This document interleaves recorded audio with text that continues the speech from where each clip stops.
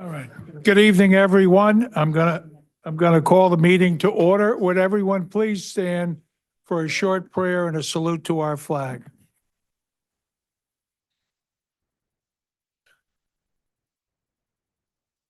Almighty God, grant us the wisdom to make those decisions that are in the best interest of all our residents. May the Heavenly Father of us all bless those who have given the ultimate sacrifice in service to our nation, and may He watch over and protect our servicemen and women now guarding the gates of freedom. Salute to our flag. I pledge allegiance to the flag of the United States of America and to the republic for which it stands, one nation, under God, indivisible, with liberty and justice for all. Yep.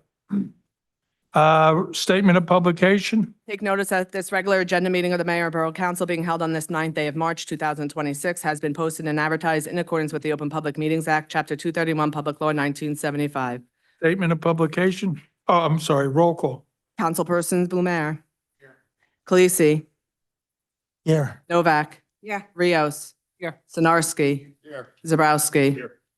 At this time, I'm going to ask for a moment of silence. The borough lost an outstanding employee in the last week, Carol Lee Womack. Her dad has been the longtime mayor of North Brunswick, but she was just a wonderful, wonderful human being. She was a credit to the borough, to her colleagues, and we will miss her. She was a young woman. Glenn, you have the details? 36 years old. She was 36 years old, and God needed her and took her. But what are the services, Glenn? Wake service is Friday late afternoon at Slover's Funeral Home in North Brunswick. Okay, so anyway, keep her in your prayers. Now, the good Lord had other work for her to do. So a moment of silence, please, for Carol.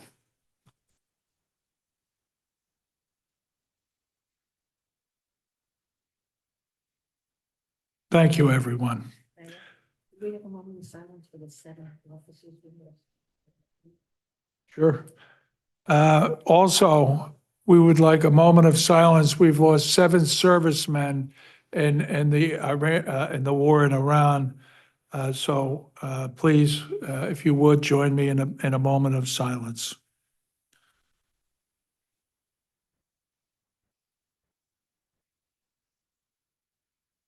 Thank you. With that, Council President, approval of prior minutes. Thank you, Mayor. I move the following minutes, February 9, 2026, of the Mayor and Council be approved on roll call vote, subject to correction if necessary. Second. Roll call? Councilpersons Zabrowski. Yes. Blumer. Yeah. Khaleesi. Yes. Novak. Yes. Rios. Yes. Sinarski. Yes.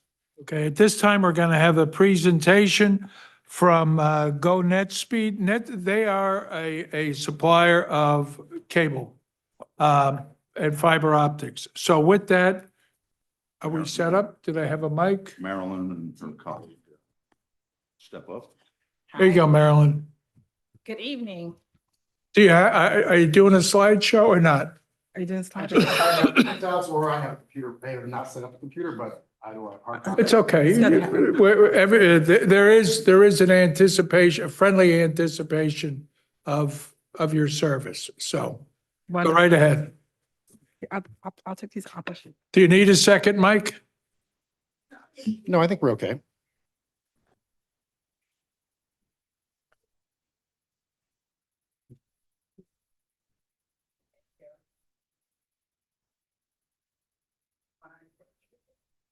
Yep, I'm good.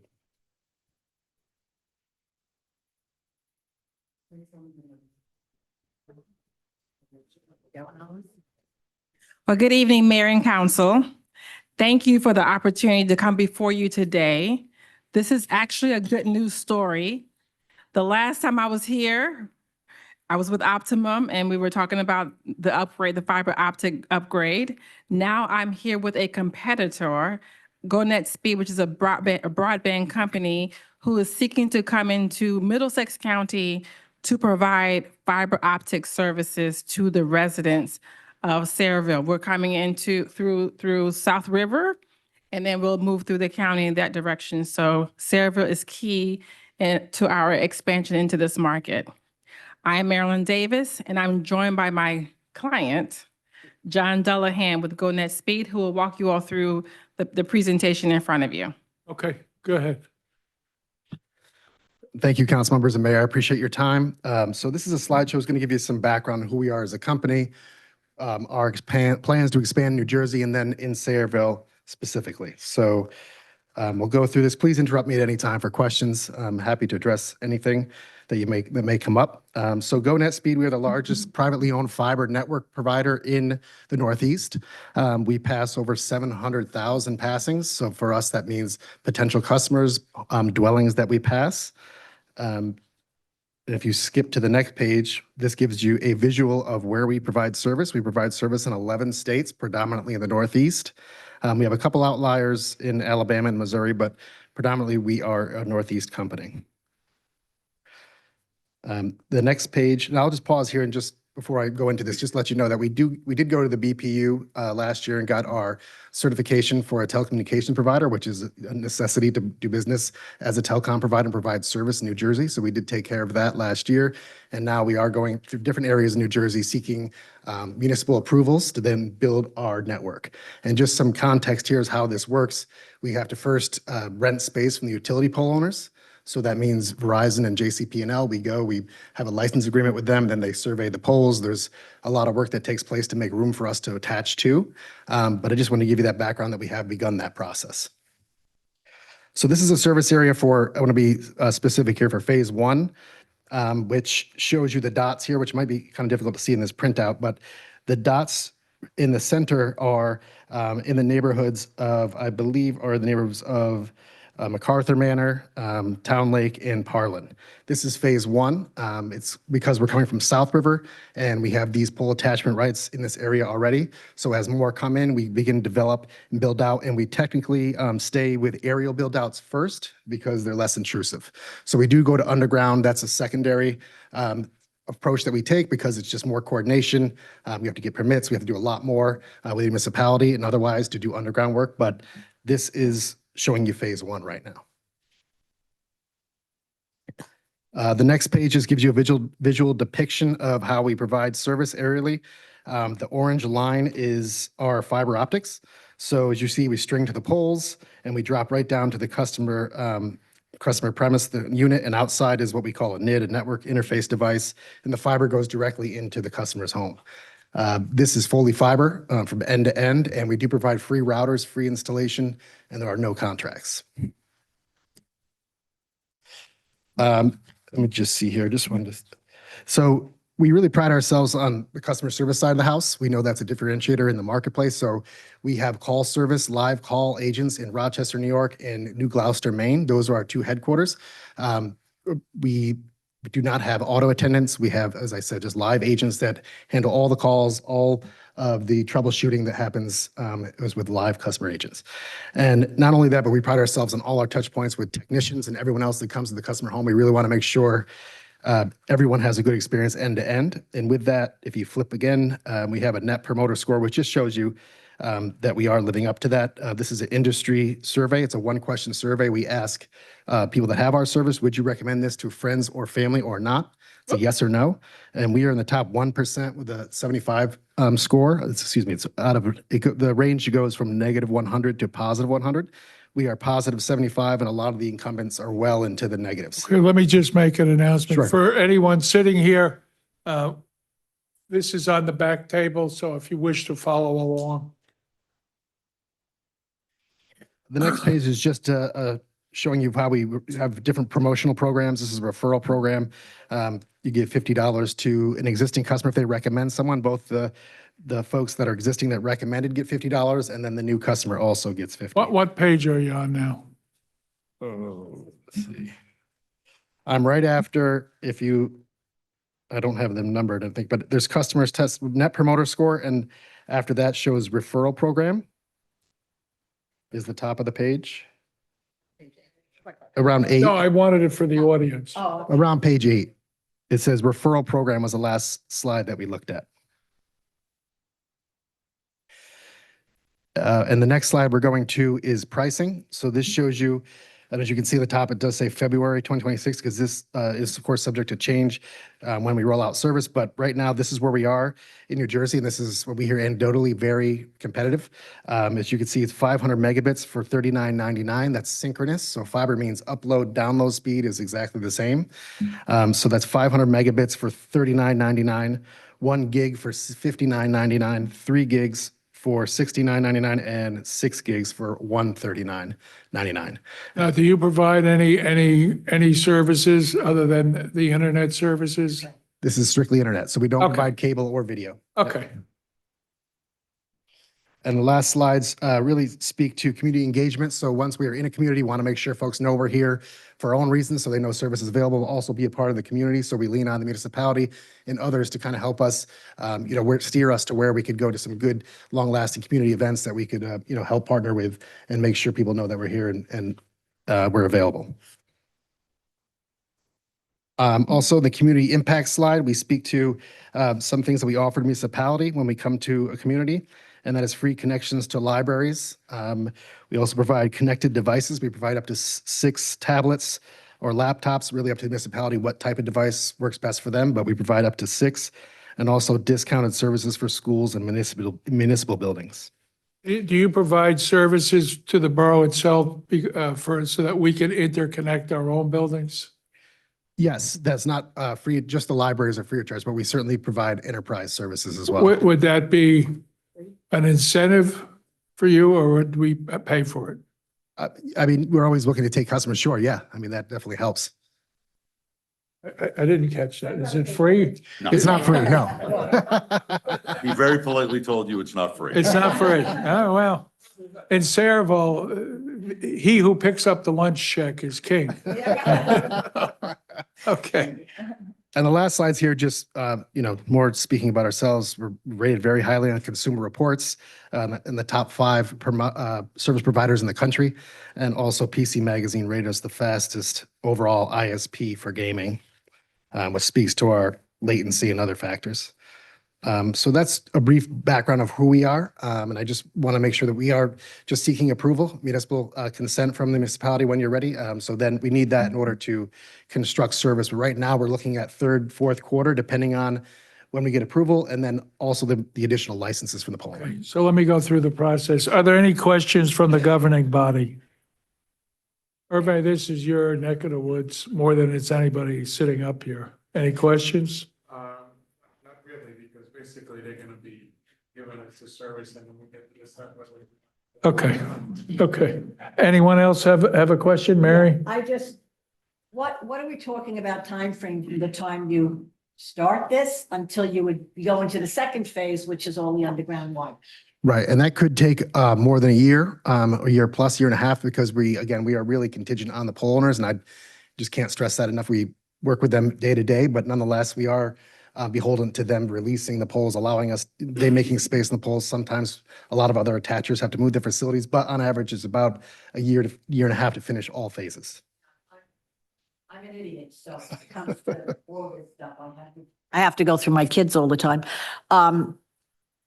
If the places with underground wiring, would that be put in there regardless of how many people in that area were actually subscribing? How does well, that work? Essentially, because we build it first, then they come essentially. So, but there do have to meet density requirements. So if there's a underground facility that really, is way out in the outskirts and maybe a forest area that only has a couple homes, we may not go there. But, if We it's have a several HOA, large those kind of- we work- developments that are underground wiring. Yeah, we follow, if there's a utility path that goes underground, we have to follow that, and we do. Right. So yeah. In Okay, a but place like Sayreville that's densely populated, it won't be what he described, because this is not a rural area. He's from New York. yeah, okay, I just wanted to know, I hate to think that, you kind of do all the easy work and then just Right. take a siesta break or something, and then the rest of us, that have underground wiring would.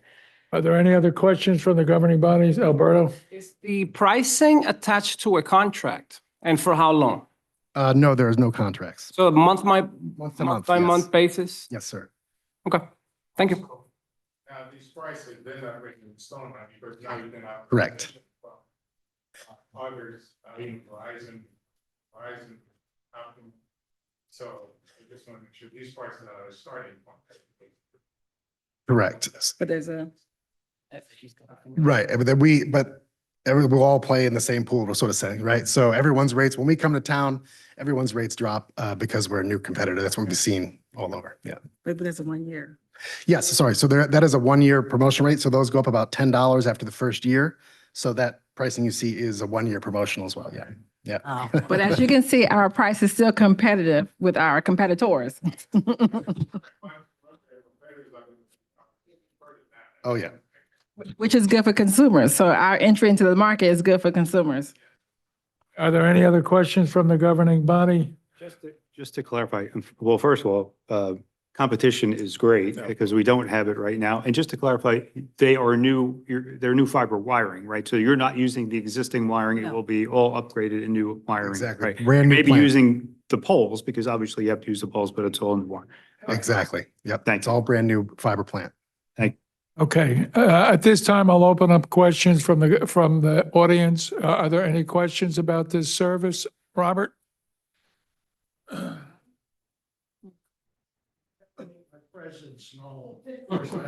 Well, we know. Welcome back, Mr. Duffy. Okay, I have a couple of questions. If you remember, Mayor, the Cablevision came in and sold us a bill of goods, and we're stuck. When we started out with Cablevision, it was $10.95. I just canceled my prescription with Optima, $236. Crazy. I know these people, competition is good for everybody. Are you willing, as Mary said, there's a lot of sections in Sayreville, you have to put it under the ground. Mhm. Is that your last thing to do in town or your first? Last. Last. That is the last, yes. Last. Verizon did the same thing when they were giving out TVs. Fiber. Well, oh yeah, I'm in the South Amboy zip code. We're not doing that zip code because of the income. That's a good question.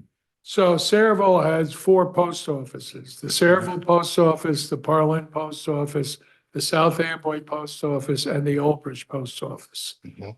One of the things, are you familiar with our largest apartment complex called Winding Woods?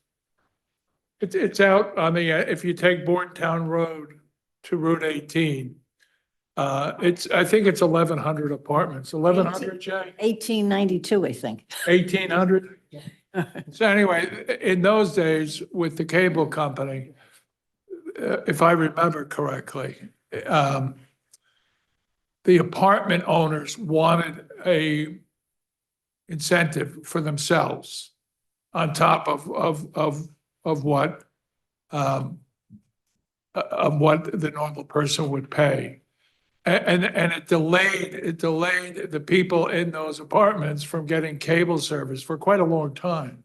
Do you see that? Is that an issue?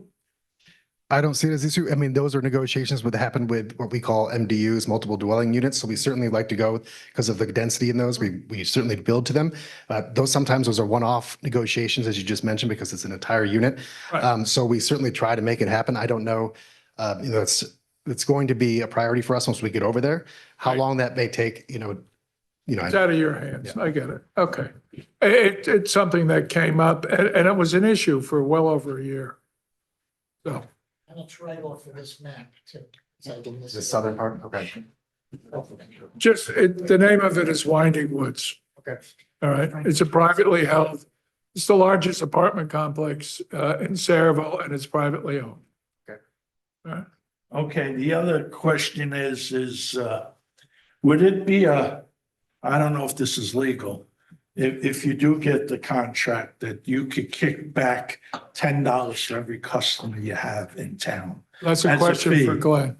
That As a was fee. something we had with Optimum when cable was new. But we probably still have it. Is that? Actually, Mayor, I might be able to address that because those are two different issues. One is with Optimum, it was a cable franchise. That is a different licensing that the borough granted. Here, it is just allowing them to utilize our right of way to install the cable lines. It's not, they were not issuing them a franchise to operate because that doesn't apply to internet. That only applies to cable. And cable's really not a thing anymore, to be honest, but it still is. But you know, it's kind of an antiquated law. So this isn't, the borough wouldn't be operating by granting them by granting GoNet Speed a franchise to operate in town. It's just saying we're allowing them to use our right of way to put in the cable wire. So can't we just give the same thing, a franchise? Well, fee? the franchise meant nobody else could come in. Right. Right, and they don't apply. We're legally not allowed to do that Okay. for the internet. It's actually under federal law. Federal law governs that, and Okay. we're limited on what we can impose upon an internet provider. Well, I think. Robert, costs nothing to fish. Yeah, Well, I don't think it's a good deal. Sorry Thank to you. say, because we already got burnt once. I guess, Don't get burned I again. know it's the public. Mike, go ahead. Will you be offering any discounts for senior citizens? We don't have that right now. What we do have is Lifeline, which is, something that we don't handle. And basically, we used to have what's a discount program nationwide that was canceled. It was backed out of. And when that happened, we don't have a senior citizen or low income offering, but our pricing is extremely low and competitive. And, again, we do have the Lifeline option as well. Okay, I do have a question. What about for our schools, both parochial, our religious residents, the churches, temples, and our schools? Do you have a separate program for the nonprofits like that? We do provide free service to schools. I can certainly take back the religious entities and see what our offering would be for that. I don't know offhand, Okay. but I'm happy to take that back. Okay.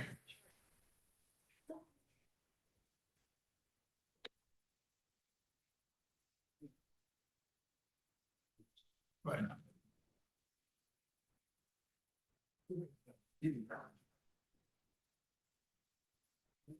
You do have it. You do accommodate, you make special pricing considerations for churches and schools. Well, Usually- schools are free, but I'll confirm churches. I'm not sure if that's, Okay. I will confirm on Well, that front. if you're looking to get into heaven, I would.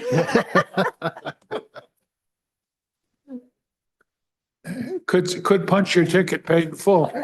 Well, as you can see on page 8, when you look at the pricing, for those of you who have Optimum or Xfinity, our prices are 3 times less than what they charge. So again, competition is good. Right. But we have to ask for our schools and for our houses of worship. We understand, Mayor. Okay? Yes. I appreciate you, to the best of your ability, accommodating them. And you do it free for the schools and you'll check into Yes, getting sir. into heaven? Okay. I love it. All right. Are there any other questions from the public? Okay, being no other questions, I'll close the public portion part of this. Is there a second on the public portion? Close it? We didn't. We don't have to? Okay. didn't- Then I'll entertain a motion to accept this, and go Well, Mayor, if I ahead. can, just to procedurally, how this will happen, because I've actually already been in touch with their attorney. Okay. What we do here is, and what I do for all my municipalities, we negotiate what's called a right-of-way use agreement, where, we grant them the right-of-way, the right to utilize the borough's right-of-way. In exchange, they provide us with insurance, indemnification provisions, and we memorialize any of the other options that there are, obviously. And then because that's a land use grant, that gets authorized by ordinance. So what I can do, and Okay. actually I've already started drafting one, so I can Won't be get this over tonight. to your attorney. And once the agreement is finalized, we can put the ordinance on and Okay. we can adopt it in due process. All right. Is there any objection, so that We these need a folks, motion to authorize him to do this? Yeah. is there a motion? So made. Is there a second? Motion made and seconded. Roll call? All in favor? Councilpersons Novak, Yes. Lumiere, Yes. Khaleesi, Absolutely. Rios, Yes. Sinarski, Yes.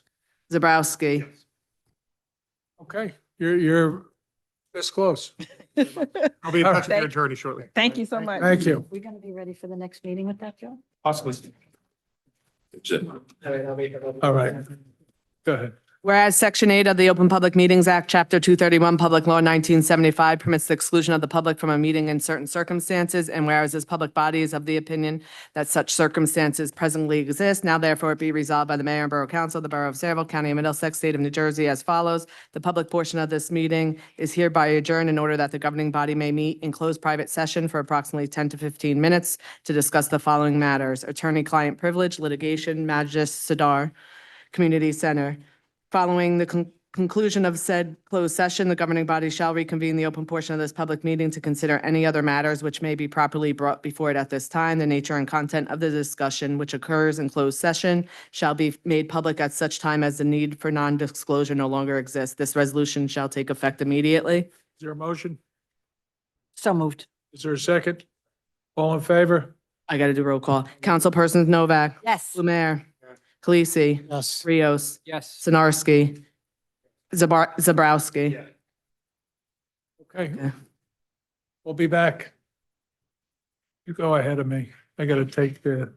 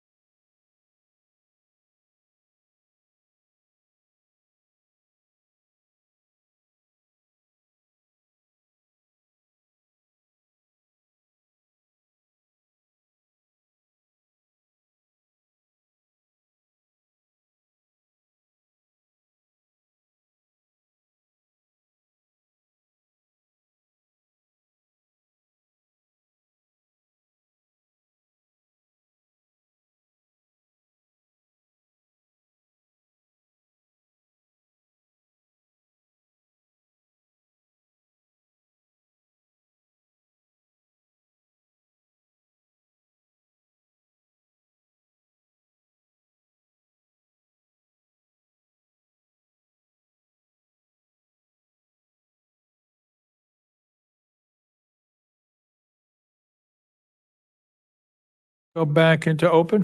So moved. Roll call. Councilpersons Novak, Yes. Blumer, Yes. Palisi, Yeah. Rios, Yes. Sinarski, Yes. Zabrowski. All right, just come here. All right, under old business, resolution received from the Sayreville Planning Board following a meeting held on February 18th, approving the following ordinance and referring it back to the council, number 3-26, amended Hercules redevelopment plan, number 2. I just need a motion to receive that resolution. Is there a motion? Motion. Is there a second? Second. Councilperson Zabrowski. Yes. Blumer. Yes. Khaleesi. Yes. Novak. Yes. Rios. Yes. Sinarski. Yes. Public hearing. Oh, Joe, I don't know if you want to make the. Oh, yes, Or for should I make the heading first? mayor, for the first ordinance listed, which is the ordinance we just received the resolution on from the planning board, ordinance number 03-26. That is being requested to be carried to the April 13th council meeting. The reason for that is, if you recall, during when the ordinance was introduced, there was a substantial number of questions and comments that from the council as well as members of the public looking to get information from Sarah's planner, Miss Veena Sawant, who's currently in India today. She was, before we had canceled the February meeting, that's when this ordinance was supposed to be on. She was going to be available, as well as representatives of the redeveloper were going to be here. But because that meeting was canceled, it got automatically carried to this meeting. But however, the representatives of the developer as well as Ms. Sawant weren't available to be here. So we're, based on everyone's scheduled, we're asking that to be carried to the April 13th meeting so that we can have them here, answer the questions, and so the borough can make it, the council can make an informed decision. Does he have to make a motion to carry it or no? Yeah, why don't we do that just to make sure? Make a motion to carry this matter to the April 13th meeting? Is there a second? Roll call. Councilperson Zabrowski. Yes. Blumer. Yes. Khaleesi. Yes. Novak. Yes. Rios. Yes. Sinarski. Yes. Public hearing on ordinance number 5-26 and ordinance amending chapter 2 administration subsection 2-41 Human Relations Commission of the revised general ordinances of the Borough of Sayreville. Councilman Khaleesi. You got to open it to public. Oh, no, public hearing is, it's 3-9 tonight, sorry. Okay, this time I'll open the public portion for questions or comments on ordinance 05-26. Are there any questions? Being no questions, I'll entertain a motion. Councilman Khaleesi. I move the public hearing to be closed. The ordinance adopted on second and final reading and advertised according to law. Second. Roll call. Councilpersons Khaleesi. Yes. Blumer. Yes. Novak. Yes. Rios. Yes. Sinarski. Yes. Zabrowski. Yes. Public hearing on ordinance number 6-26 Borough of Sayreville, County of Middlesex, ordinance amending the rates for towing and storage service. At this time, I'll open the public portion for questions or comments on ordinance 6-26. Are there any questions or comments? There being no questions or comments, I'll entertain a motion. Councilwoman Novak. I move the public hearing be closed, the ordinance adopted on second and final reading and advertised according to law. Roll call. Nine. Is there a second, rather? Roll call. Councilpersons Novak. Yes. Blumer. Yes. Khaleesi. Yes. Rios. Yes. Sinarski. Yes. Zabrowski. Yes. Okay, appointments. For the Shade Tree Commission, I'm appointing to a 5-year term Lori Sinarski. Let me go through them and then and to the Rent Leveling Board, to a 3-year term Marie Cook. To the Human Relations Commission, to a 3-year term Mary Savinsky. Commission on Aging, as a non-voting member, 3-year term Marie Cook. Justine Fox, a 3-year term. Deborah Mumbar, 3-year term. Christina Sataka, 3-year term. Is there a motion? I move that the mayor's appointments be approved on roll call vote. Is there a second? Second. Roll call. Councilpersons Novak. Yes. Khaleesi. Oh, sorry, Blumer. Yes. Khaleesi. Yes. Rios. Yes. Sinarski. Yes. Zabrowski. Yes. New business. Introduction of the following ordinance, ordinance number 7-26, Borough of Sayreville, County of Middlesex, ordinance establishing a handicap parking space on South Edward Street. Councilman Blamore. I'll do it. He's gonna do You got it, Mike?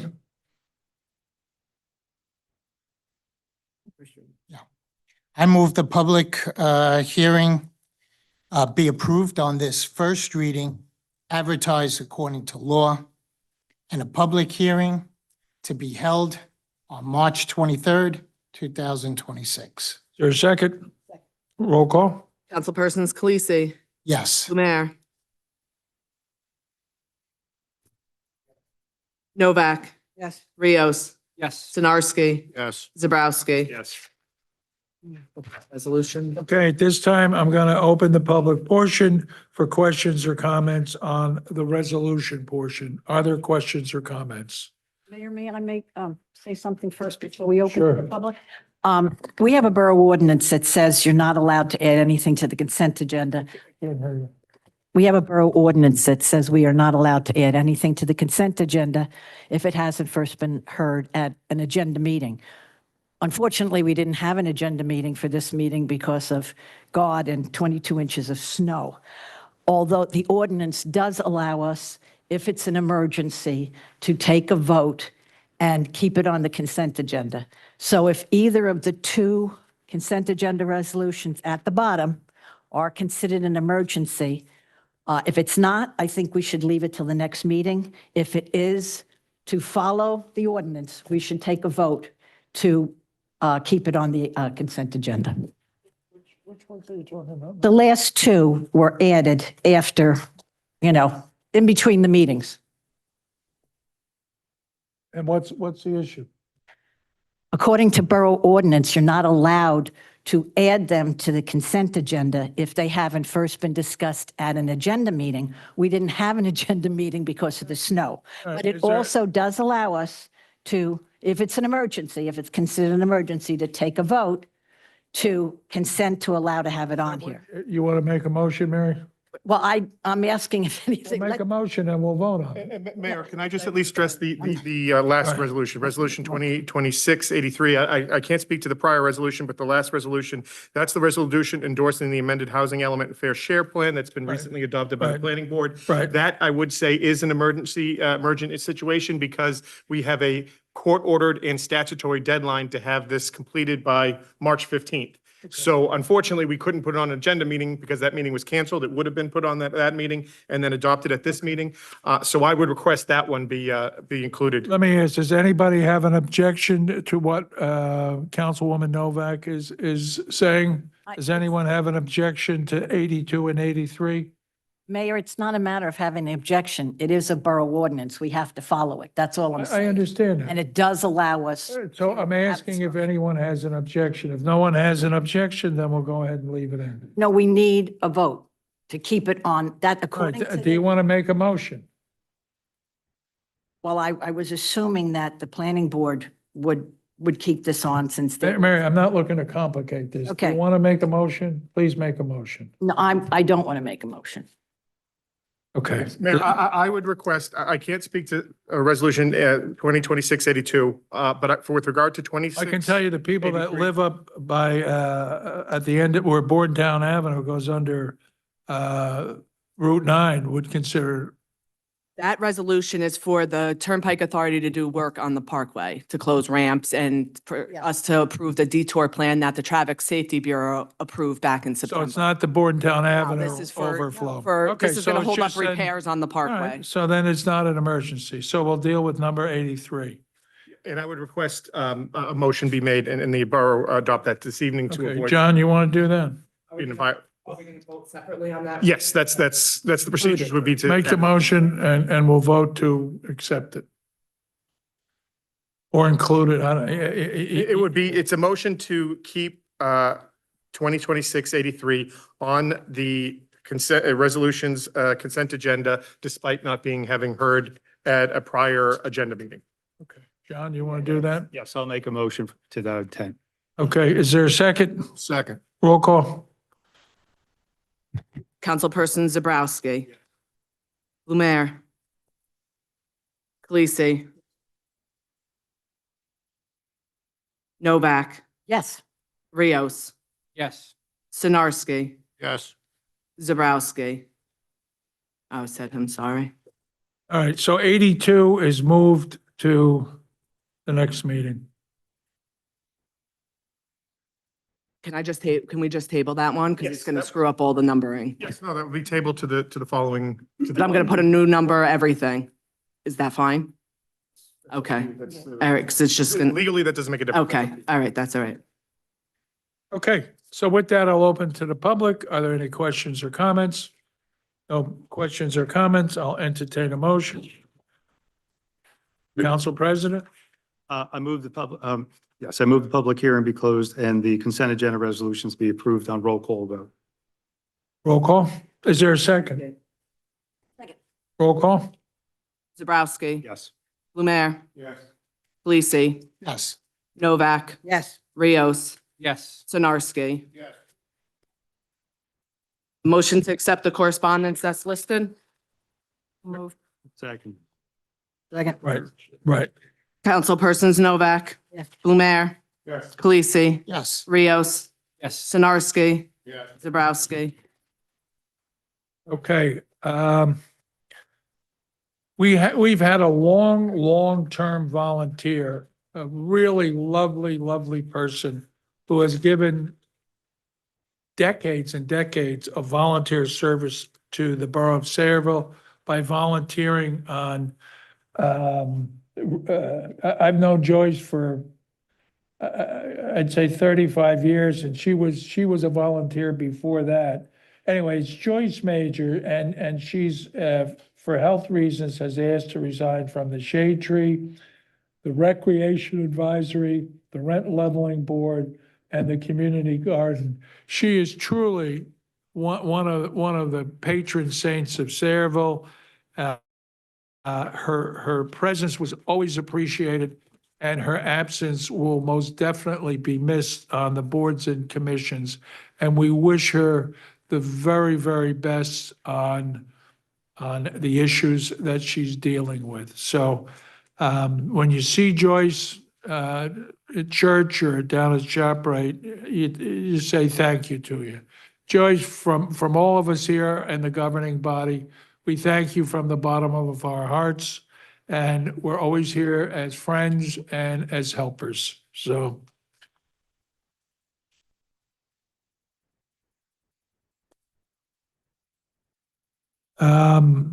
council reports, administration and finance, Councilwoman Novak. Yes, Mayor. I'd just like to make one statement. I don't try to make trouble. I just feel that as we're sitting up here, we're writing these ordinances. And if we can't follow them, how do we expect the members of the community to? Okay, finance. There has been significant work on the budget. Both Danielle and Glenn have been meeting with the department heads. And quite frankly, they all seem to be content. Usually they're calling me, telling me, I want this, I want that. I just would like to say what this is going to be like all hands on deck for the next month, trying to get a budget together that is presentable, and working on the capital budget so we know what we're looking forward to in the future years. And last year, I believe it was, might have been the year before, but I think it was last year, the town had pilot money put aside for any of the parents of children that were in organizations, baseball, football, whatever. It was an effort to make it easier on them, and they used some pilot money. And I'm hoping that when we get around to discussing the budget, that we will find some of that pilot money for other things, you know, for the parents of kids that are involved in other activities other than just, sports. Again, it's something I'm hoping that we can work on. We can find that money and work on it. Other than that, Mayor, progress. Thank you, Councilwoman. Public Safety, Councilman Blumore. Thank you, Mr. Mayor. And thank you for bringing up Carol Womack because the Public Safety Complex is in mourning for her loss. And they ask that everyone to keep her and her family in your thoughts and prayers during this difficult time. Thank you. The snowstorm response, I know you've already forget about that because it's nice outside. The Sayreville Police Department would like to thank our residents for clearing vehicles from borough streets during the recent snowstorm. By working together, our public works plows were able to access and clear roadways more efficiently, which also allowed emergency vehicles improve access during potential emergencies. As for motor vehicle accidents involving police vehicles, during the storm response period, 2 police vehicles were struck by motorists. Both incidents resulted in minimal damage. 1 officer is currently assigned to light duty following the accident and is expected to return to full duty by the end of the month. Speaking of accidents, as for the situation in Whiting Woods, when Alberta and I were running, we did promise the residents of Whiting Woods that we would look into find ways to decrease the amount of accidents that has been occurring, because it's a nightmare for them to make a left out of that area there. As a matter of fact, for the years 23, 24, and 25, there's been 44 moving violation accidents on that road. Councilman Rios emailed Director Rios, and a positive email was received from the director. Alberto, do you mind sharing that?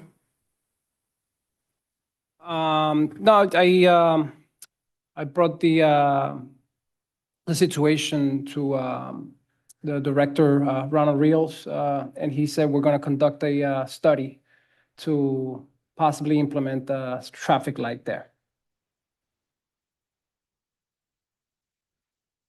That is the end of my report. Okay, thank you. Public Works, Councilman Rios. Good evening, Mayor, fellow councilmen, and members of the public. As you may be aware, we recently experienced one of the most significant blizzards in recent years, with many parts of New Jersey receiving between 12 and 24 inches of snow, and some areas seeing totals exceeding 2 feet.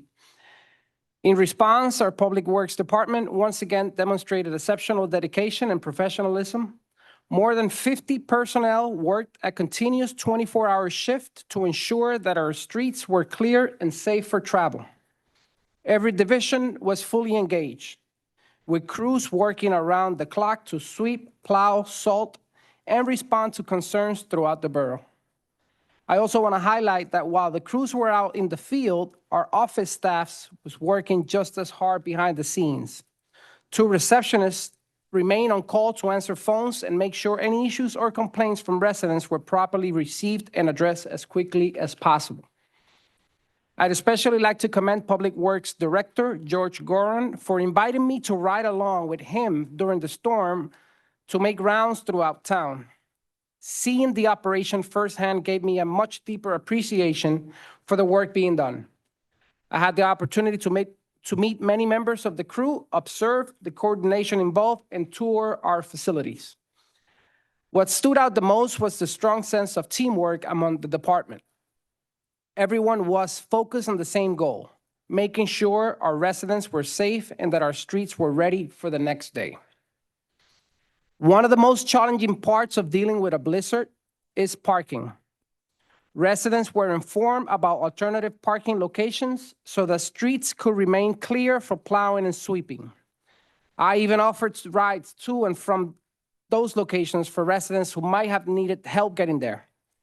While there were plenty of available spaces, some residents did take advantage of these options, which certainly helped. Moving forward, I think we can do an even better job advertising these alternatives so more residents are aware of them during future storms. Even now, the work continues. The Public Works Department is currently addressing pothole repairs that resulted from the storm and is also making repairs to equipment that was damaged during the intense response efforts. This behind-the-scenes work is critical to ensuring we remain prepared for future weather events. On behalf of the council, I want to thank every member of the Public Works Department for their long hours, hard work, and commitment to our community. Your efforts do not go unnoticed, and Sayreville truly appreciates everything you do. I would also like to congratulate Jeremy Ryan on his 9th anniversary working for the borough. Before I wrap up, I want to briefly touch on a few other items. Maybe this, something that Glenn can help me with. The veteran flag that used to hang over the Veterans Bridge between Sayreville and South River. From what I've been told, it hasn't been in operation for years. The power was cut to it. I'd like to start looking at ways to bring that back. If restoring power through the utility company is difficult, maybe we can explore solar It's panels. being addressed. Jersey Central has a permit application pending with the county for about 2 weeks. Once that county authorizes the permit, the work will proceed, and that light, along with all of the ones on the South River side of this fan, will be restored. But talking about the spotlight for the flag. Yep. And the flag would be, Yep. okay, so I was just gonna suggest that would be great for maybe for the 150th anniversary. Yeah, they're just Maybe we waiting on can a do it. permit, and it's going to get done. Beautiful, good. All right. That leads me to my next point. The 150th anniversary coming up may be worth creating a small committee to help organize, highlight different ways to celebrate it across town. From what I understand, a lot of it might be tied into Sayreville Day, which makes sense. I think this is a big milestone. It'll be nice to see a few other ideas come together. I know there are plans to unveil a time capsule. I can give you you want the synopsis? I can give it to you right now. Okay. All right. Okay. So we have a committee internally with employees and department heads. There's about 10 of us that sit. We've been meeting for about 4 months. You are correct. The most of the activities will center around Sayreville Day. However, we've got a couple of other activities, one of which will be a live reading of the Declaration of Independence on the 4th of July in front of the building here.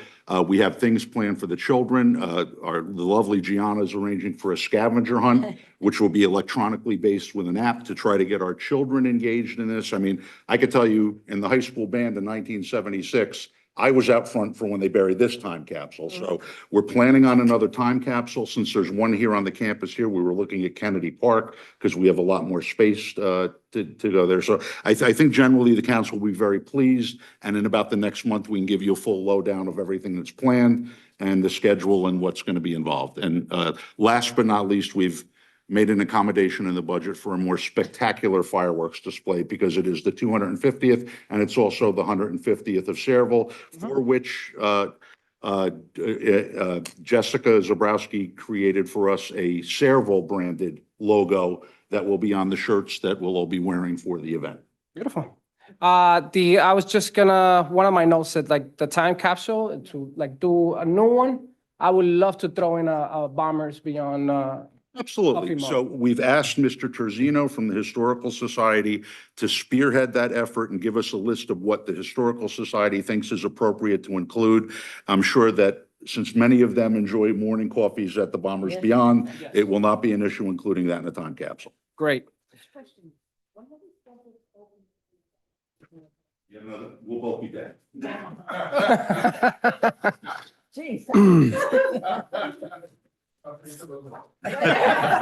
Anything else, Council? Yes.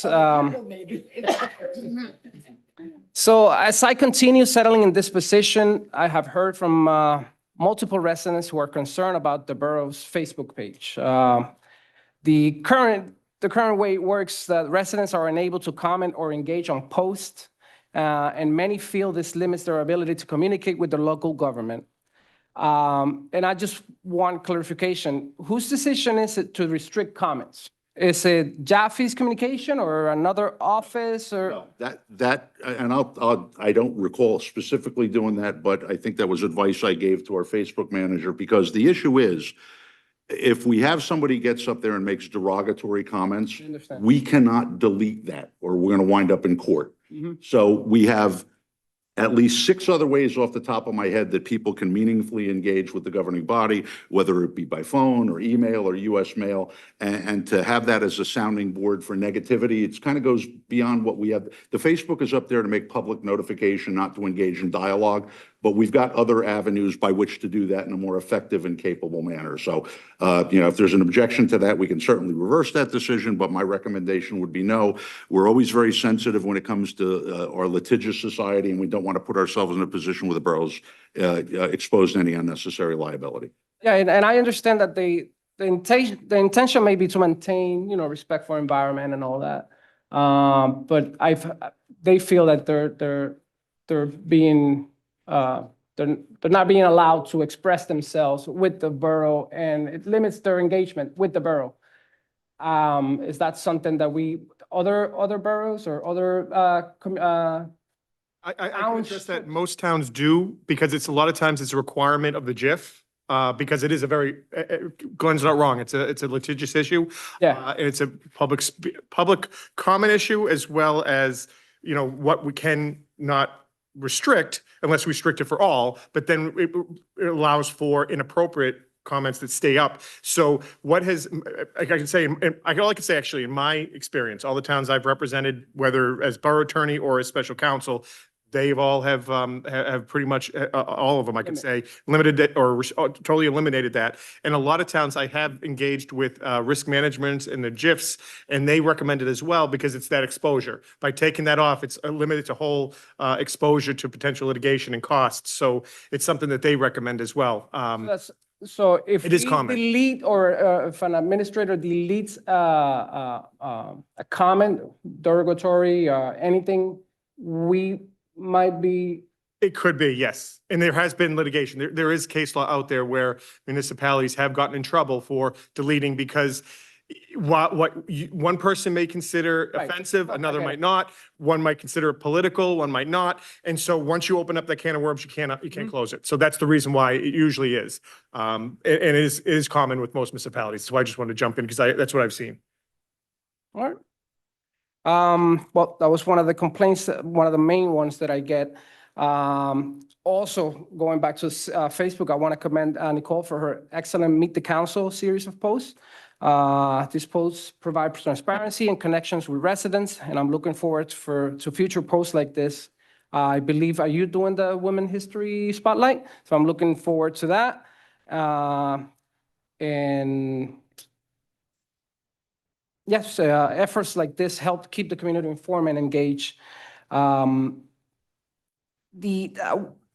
Also wanted to mention the Shade Tree Commission is looking for members to join. Anyone can contact Art Rittenhouse at art.saravilleshadetree@gmail.com to learn more. Lastly, during the week of the blizzard, our council meeting was canceled rather than postponed. That brings me back to one of the things I spoke about during my campaign. It brings me back to the Zoom meetings. Many committees already use them, and sometimes work, weather, or family situations make it hard for people to attend in person. Having that option would help keep meetings moving and allow more public participation. And we would have discussed what we had to table to next meeting. For that reason, I'd like to, again, make the motion to restore Zoom meetings and allow for remote participation. Second.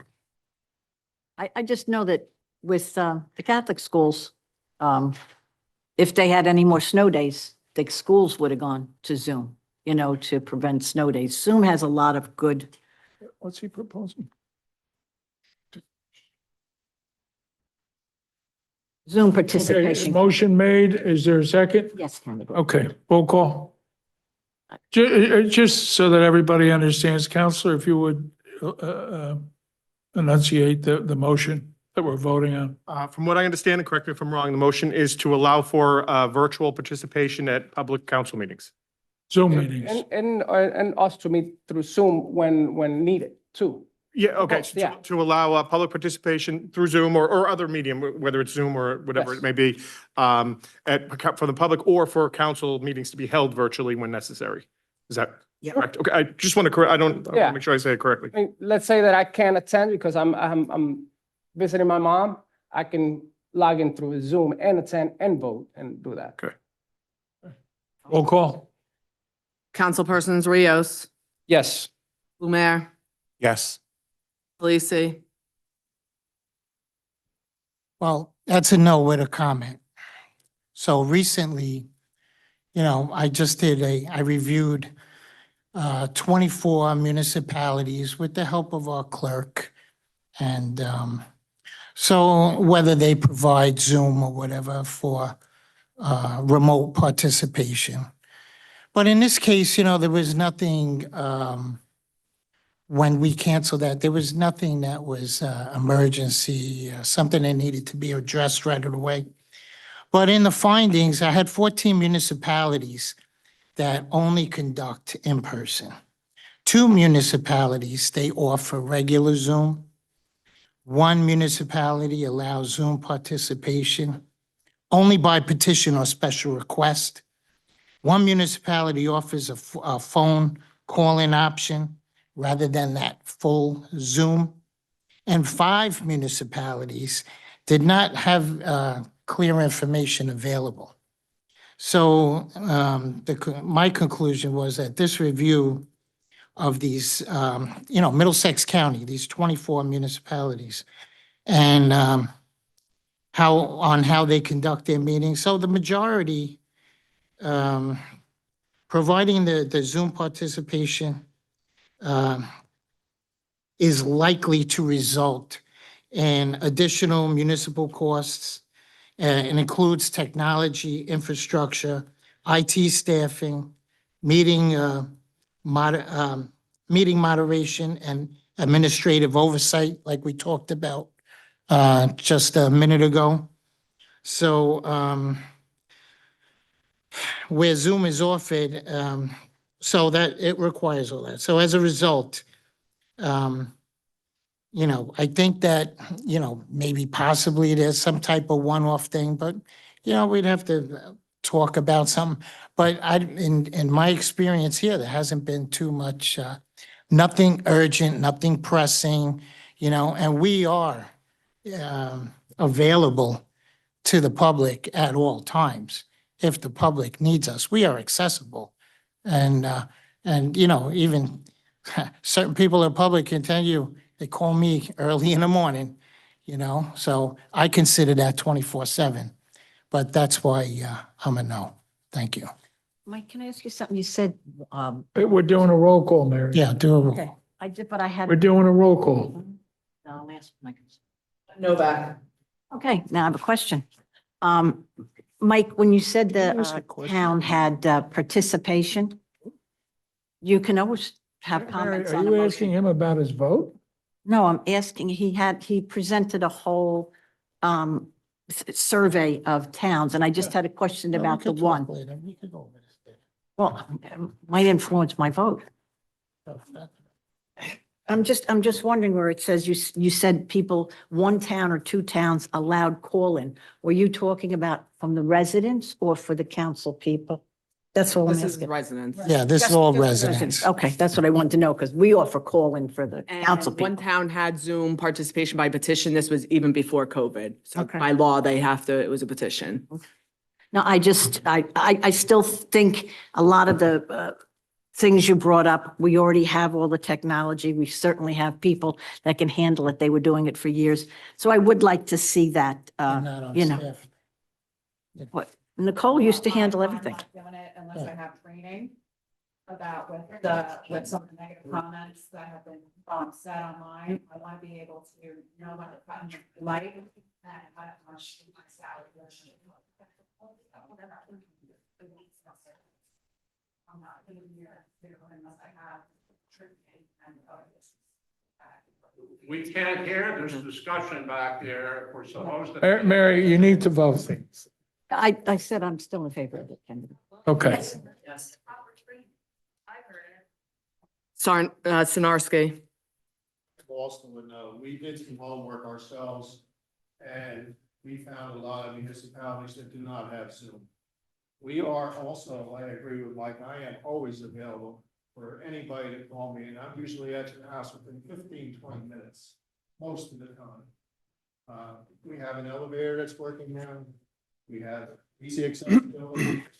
I'm available with Zoom. Also, I saw some of the older moves that our clerks were exposed to, the abuse, and they have to go home and take also abuse because they don't know if these people are gonna be threatened or not for the abuse that they're getting. I don't feel it's worth it. If it did, I like the idea of a Zoom meeting, but not the way it's run to have our clerk exposed to the abuse and profanity that they're exposed to. There's no need for it. If anybody wants to come to the meeting, please come to the meeting. I'm sorry, no. Zarowski. I'm going to be a no too with comment. First, I would like to thank Nicole and Jessica for putting that poll together, that survey together. That information was shared to all the council. And I did think it was, it provided a lot of good information for us. I agree with Stash and Mike as well.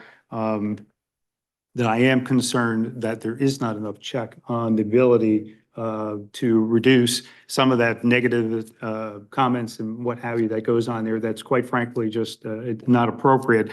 At the end of the day, if you ask me, what I'd really like to do is find a way to get back to the old meetings where we had really, we pretty much filled the council chambers at every public session. And I know that from being someone that, as the chief, sitting back there when it was filled and we had a lot of discourse. I know that COVID made that big change. But honestly, for me, I'd like to be able to figure out a way to get everybody back into our chambers and have that cordial atmosphere that we had before. So my answer is no. Mayor, it's 3-3, your vote? No. And my comment is, I've been the mayor for 22 years.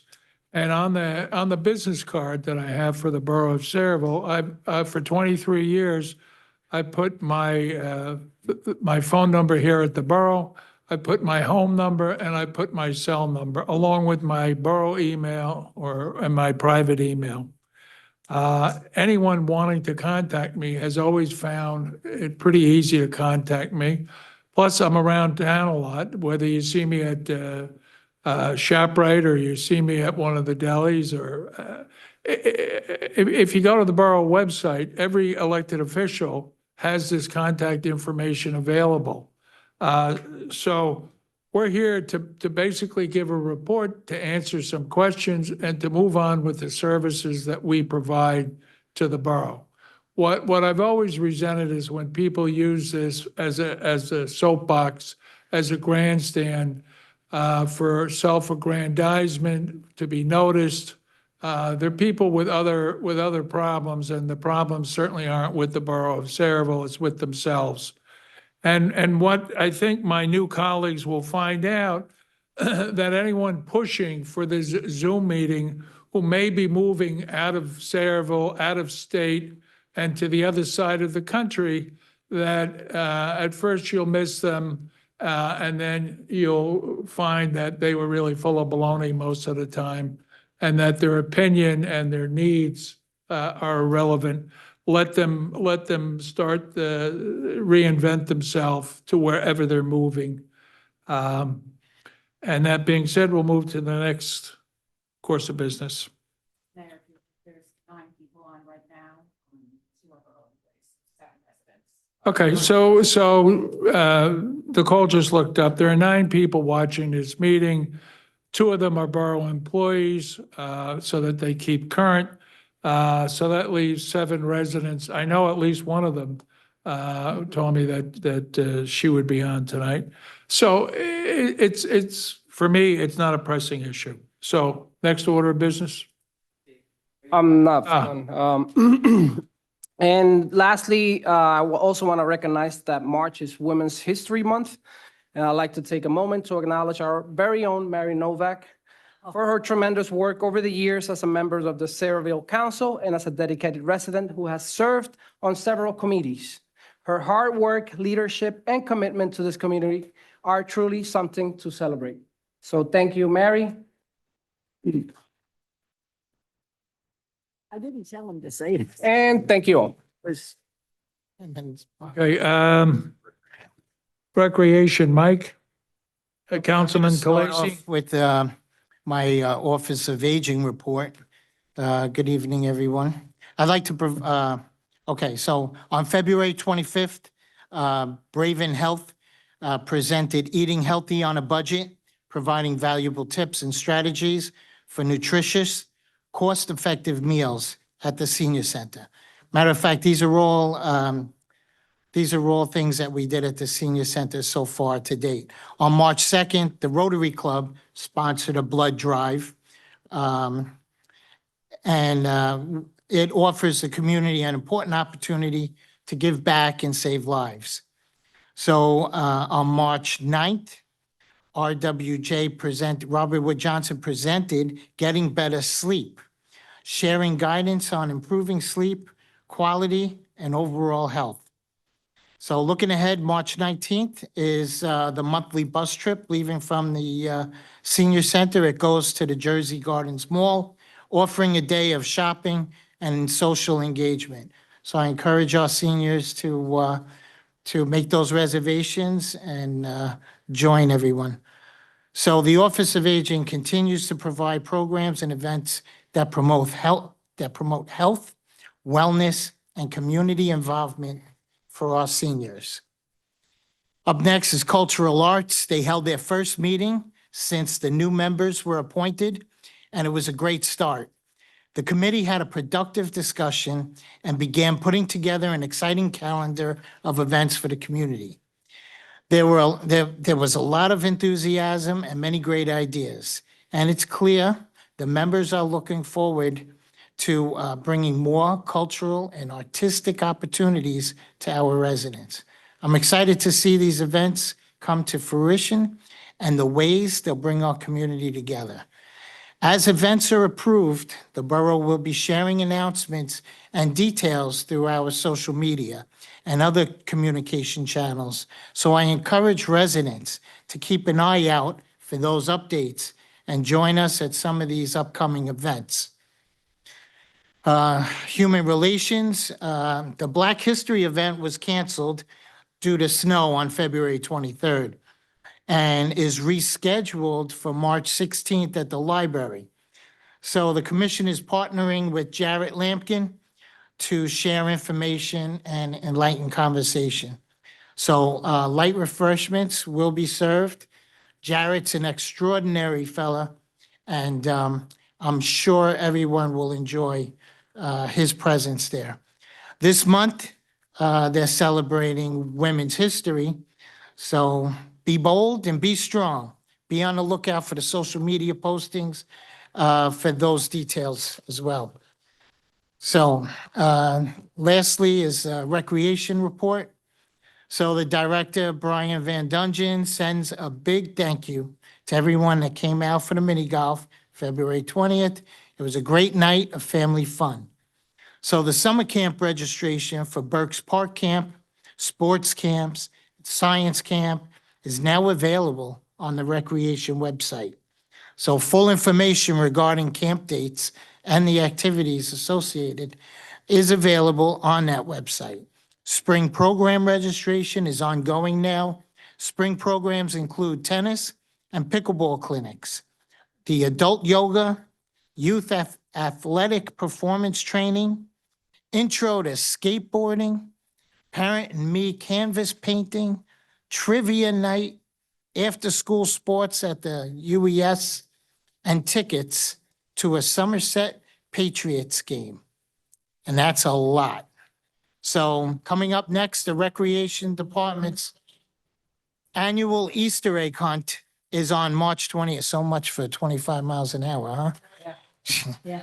So the Recreation Department's annual Easter egg hunt is on March 28th at the turf field behind the borough.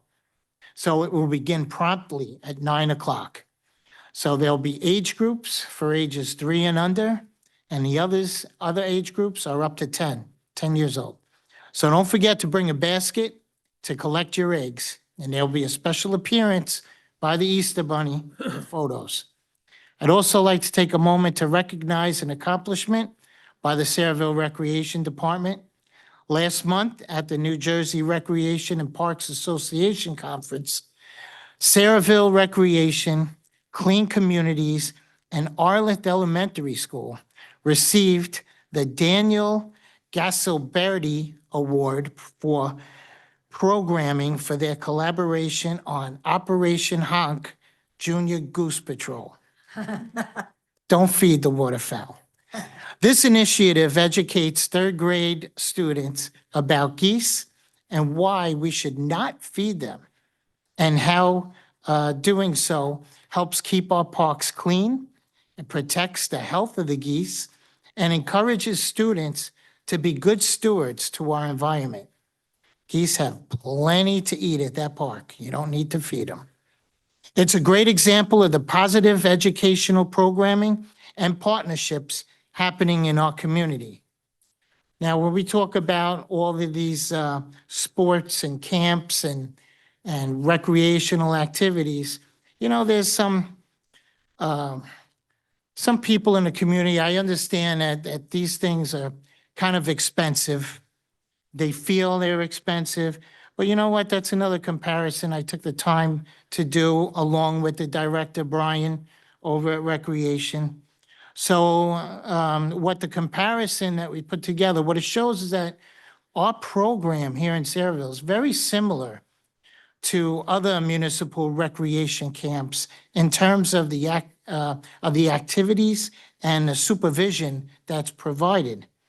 So we look specifically at the cost per hour, and Saraville's program is actually among the most affordable. Okay, so our camp average is about $3.89 per hour. So while many surrounding communities charge between $4.50 and up to $13 an hour.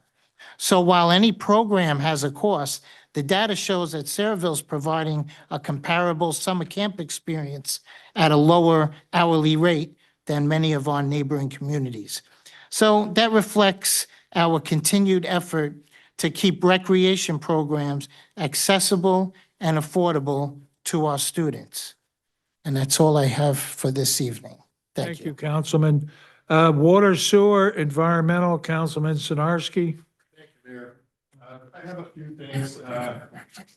Community garden's gonna be starting up pretty soon. There's gonna be seminars at the library.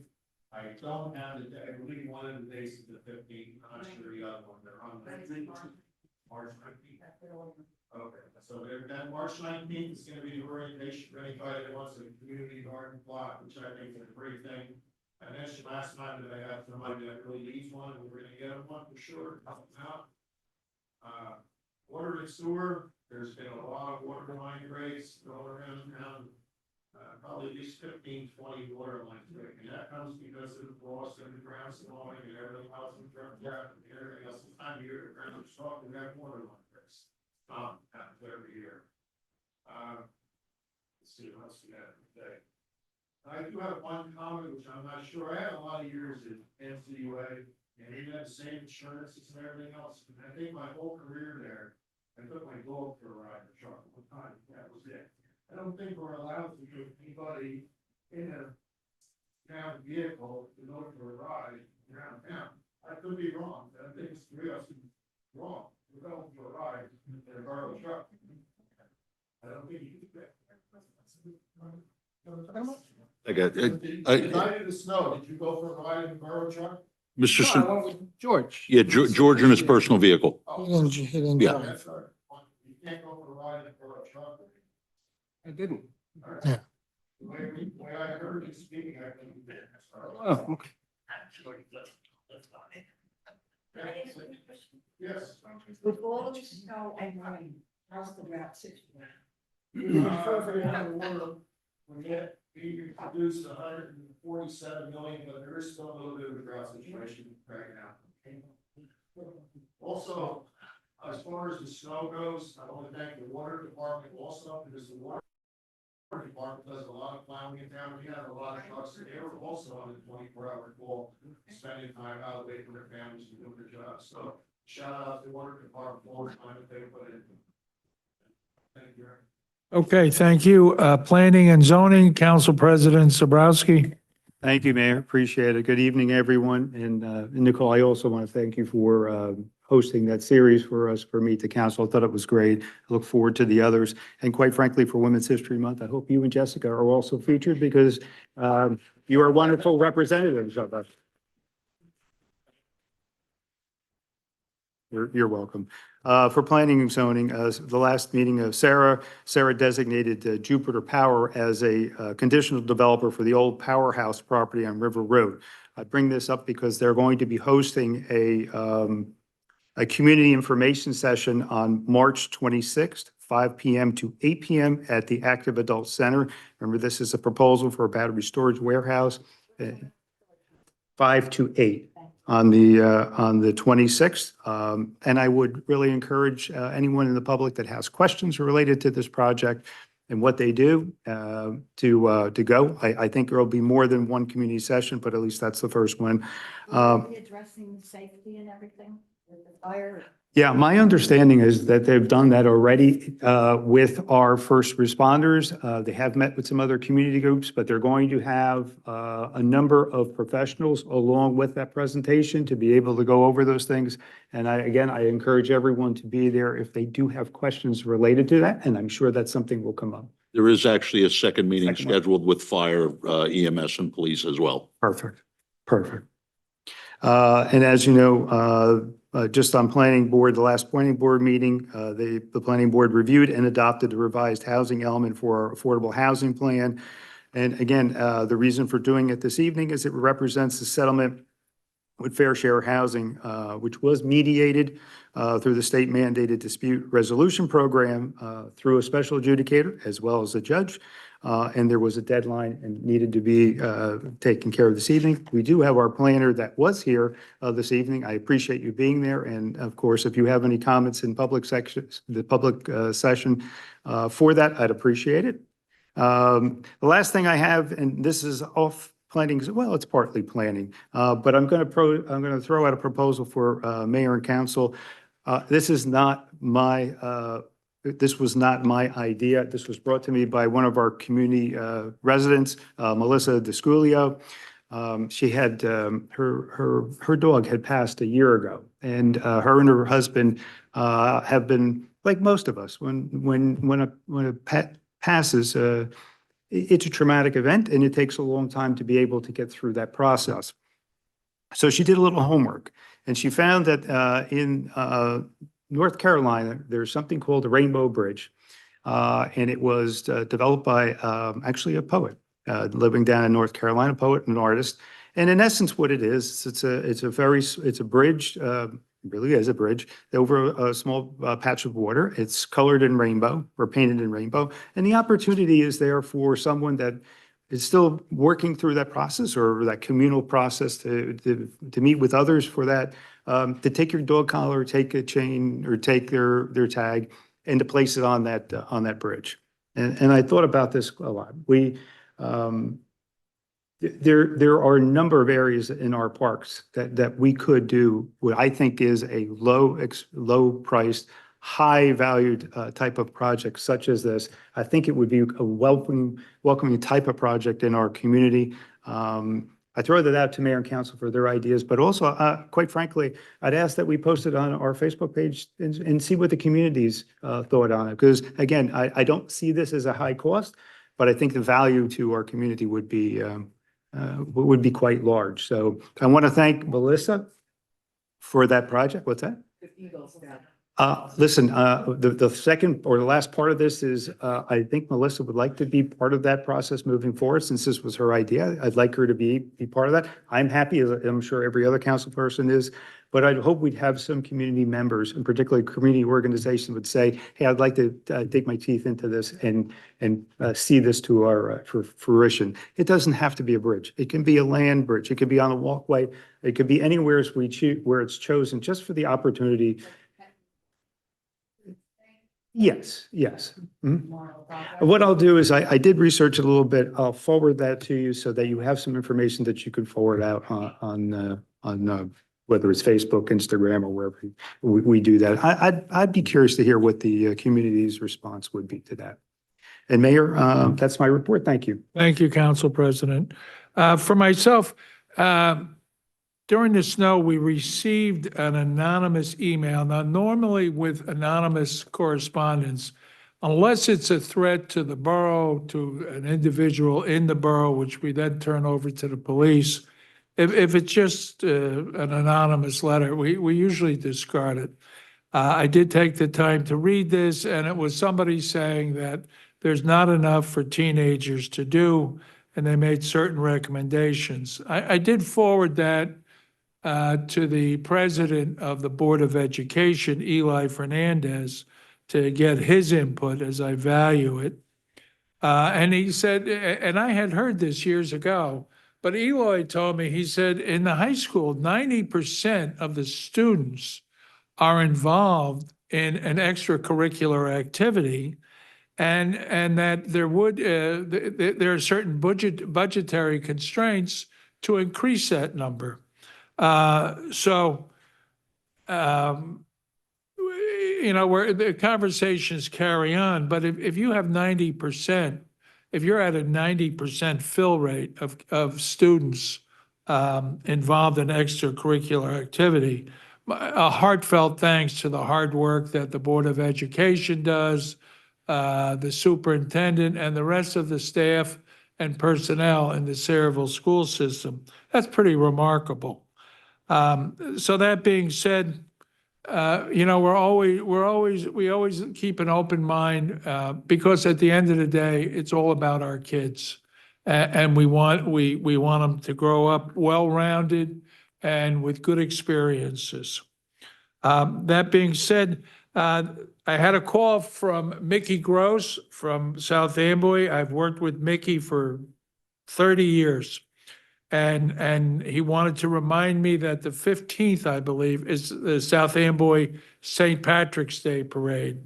I have some medical issues which will prevent me from attending, but I have attended, and it's a lot of fun. And I encourage everyone to go there and either be an observer or a participant.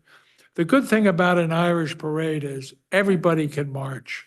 And you just step off the curb and start going with the group you like. I did that in New York. I had a great time. That's right. I had a Look great for time. your favorite And I didn't get councilman there. arrested. Just stepped right off the curb. I said, yeah, I'm with these guys. That being said, it is the 15th. I don't know what time it starts. 2 o'clock, but it's a lot of fun. And, you don't have to be Jewish to like rye bread, and you don't have to be Irish to celebrate St. Patrick.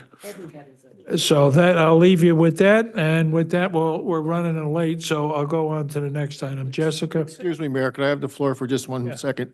With the temperatures today and everything else, I forgot a lot of things about the snowstorm, but that was a quite intense snowstorm. And I want to thank Councilman Khaleesi. Him and I received a lot of personal calls, and we both went out individually and together to take care of residents' problems in town. We also went out with my own personal truck, opened up aprons for people's driveways. My back was hurting, so I couldn't really shovel too much. But we took care of a lot of residents that the borough needed a little bit of assistance to. And that's one thing also I want to bring up. Years ago, I used to work for Old Bridge with my own plow trucks. I was subbed out when we had an extreme storm, and I worked like in Southwood Development or whatever, and I was there all day, all night. And they paid me X amount of dollars. As long as I had proof of insurance, I was hired by the town. This might be something that we might have to think about if we're overrun with a day that we can't do it. And we have a lot of things going on.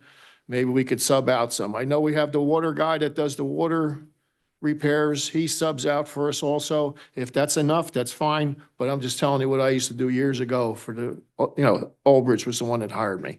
But thank you, Mayor. Thank you, Can I Councilman. say one thing, Kennedy? Although I want to thank Alberto for what he had to say, the ladies that really deserve the most is these two ladies here.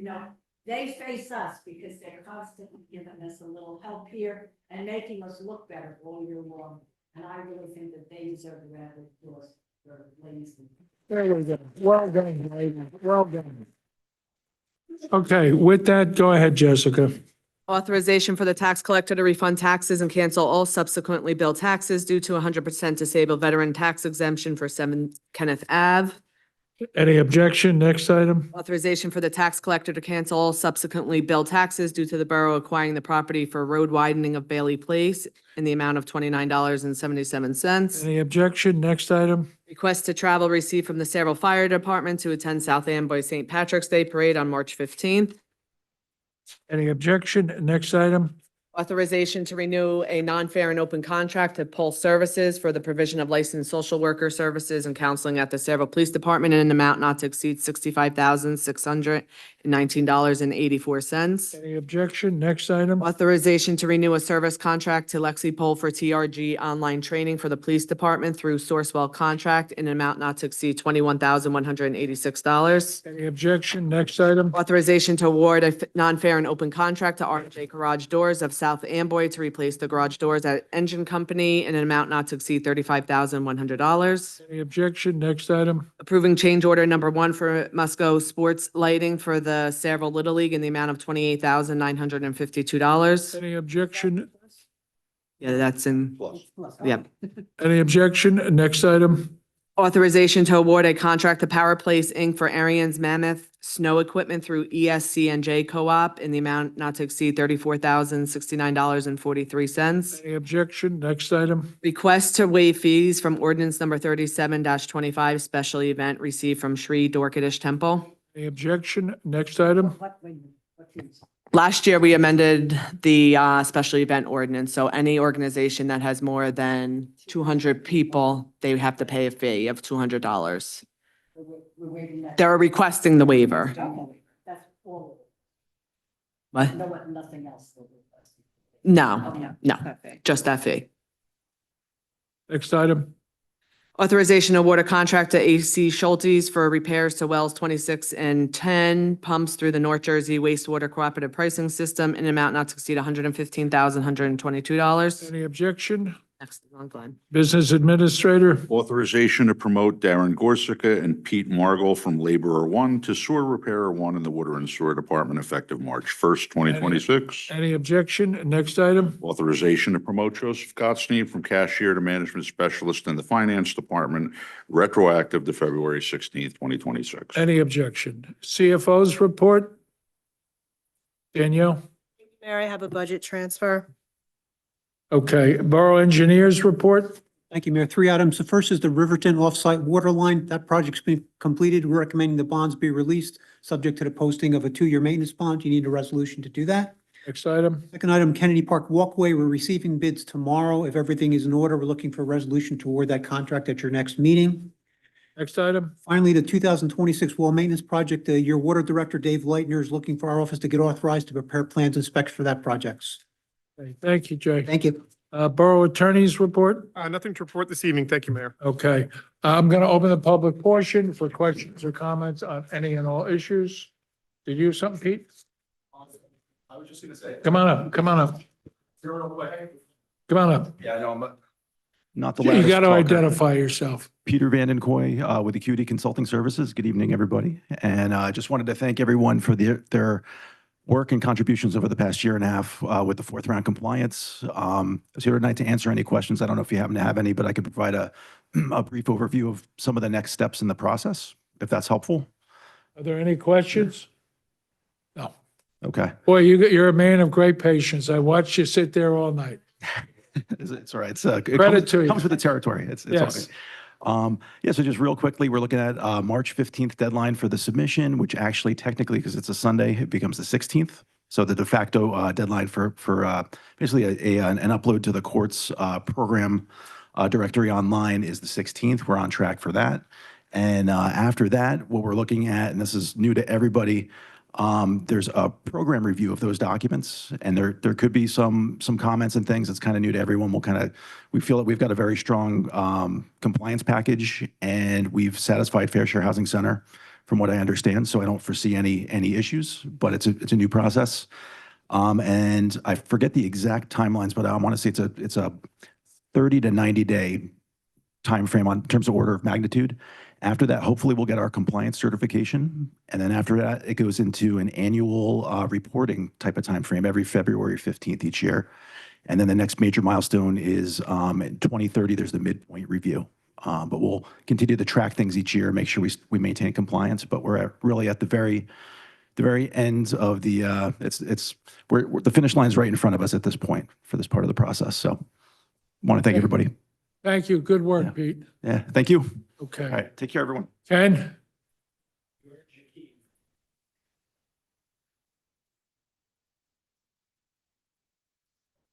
Thank you, Mayor. Ken Olszewski, Cerebral. Number one, I'd like to say I'm very happy that the elevator has been repaired. The idea that it was out 10 months for a service contract issue is pathetic.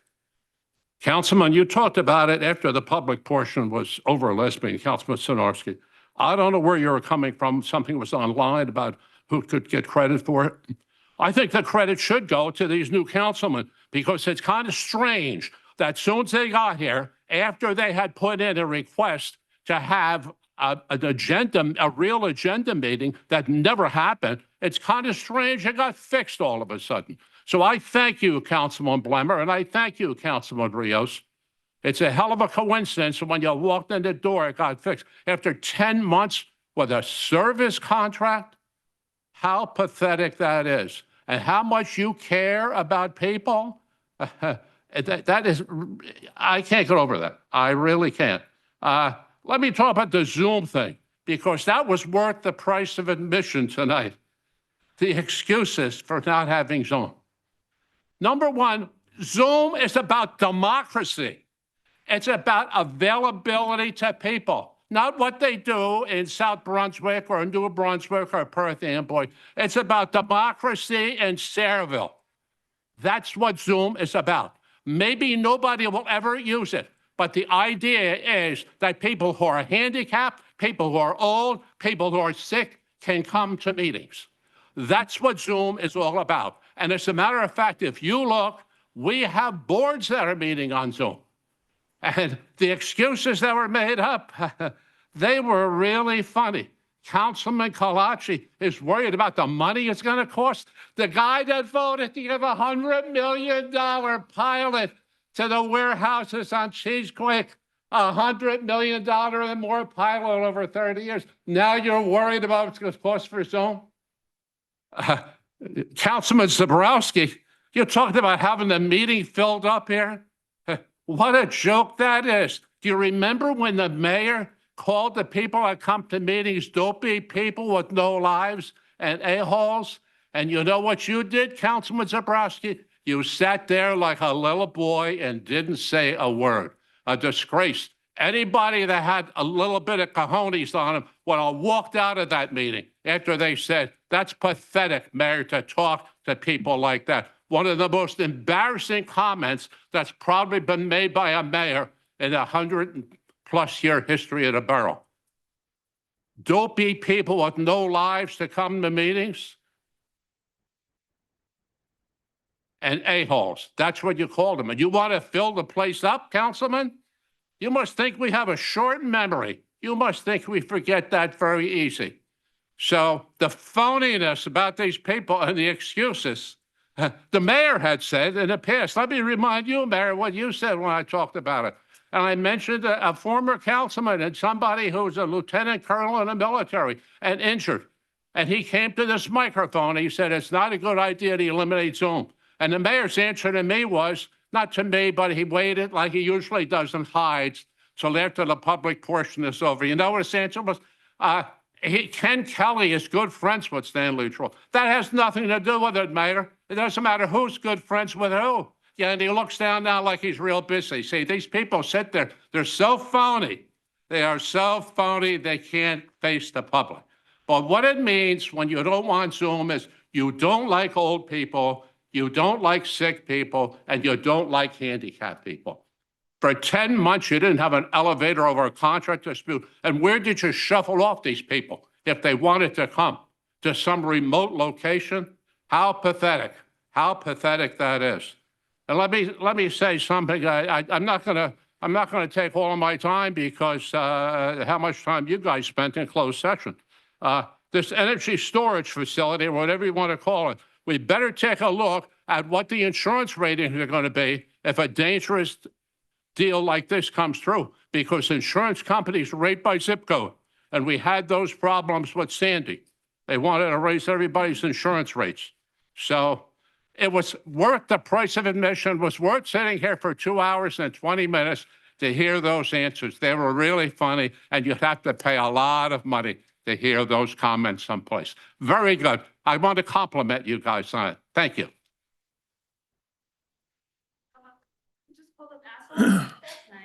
He just called you guys assholes.